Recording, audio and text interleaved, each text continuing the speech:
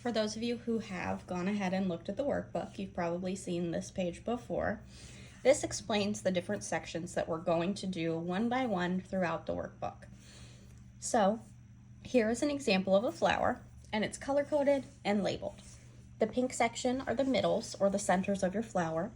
This is where the seeds, the pollen production, all of that is found in nature. The size can vary dramatically, but we'll start small and you can expand as you get more comfortable. The purple part is the petals. This is typically where the color is found in your flower. They have so many different shapes in nature. We'll go over, I think it's 24, and there are still so many more that I didn't include. As you get comfortable with these, you will start to get used to experimenting, layering them with other shapes, etc. These are some examples of the ways that petals can be laid out.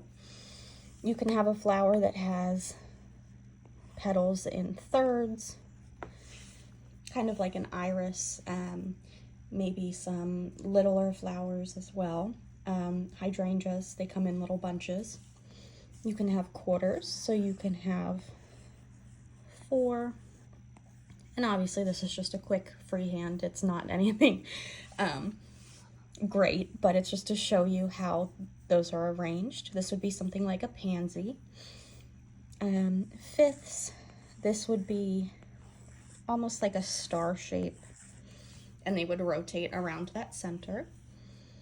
Sixth would be the same thing with just one more spoke added. This would be something like a daisy would start here and you would add more and more. And from there you can just increase as you see fit. So some flowers are denser. You'll notice I go up to 12s. There are unlimited layouts. These are just some that I give you as an idea of what might be helpful for you as you're getting started. The dark green is the stem or the stalk portion of the flower. It's typically thickest in the middle, and then it kind of tapers as the different offshoots grow out of it. And then the green is the leaves. These are the growths that come from the stem, and they can be similar in shape to the petals. So each week we will touch on a new section. We'll do a new follow along together with this, and tonight I'll be posting a couple of the middles.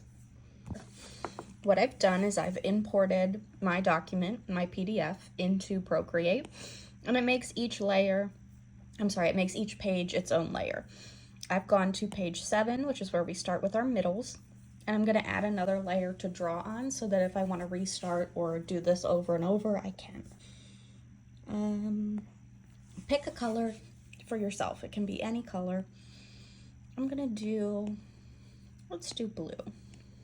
And I'm going to pick my Studio pen. This is my favorite brush to use in Procreate. The way that this workbook works is I show you the design, then I show you how I accomplished it, I give you a spot to trace it, and then space to practice it on your own. So the first middle for our flowers is a circle. To draw a circle, you just go around, and in Procreate you can hold it and it will make it perfectly round. We can try that again with a thinner brush. You can hold it, and when you hold it you can make it bigger, and to tap with one finger makes it a perfect circle. For number 2, we build off of that. We draw a regular circle, and then we just repeat that circle motion until we fill in our center. For number 3, we again start with our circle motion, but for this one, we're going to fill it in. You can either color it in or drag and drop your color to fill in that shape. Then we're going to draw spokes around our center and add a little circle at the edge of them.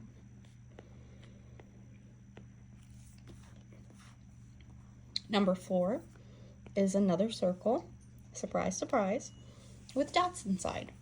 And for this, you can do your dots in different shapes, different sizes, however you like the look of it.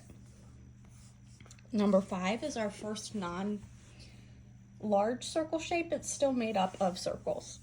So what we're gonna do is make a circle in the middle, add 2 on top of it, add 2 below it, and then connect those rows with 2 more. And as always, double tap gets rid of something, triple tap will redo. And you can undo and redo as many times as you see fit until you're comfortable with the shape you're drawing. The last one is similar to the one above, but it's slightly different as we're using more of an oval shape and not a perfect circle. And so we're just rotating and repeating that circle all the way around until it looks like a flower. And then we can either fill it in with our pen or do a color fill and fill in our shape there. And then if I turn off the layer for our guide, we have 6 different centers to start our flowers with.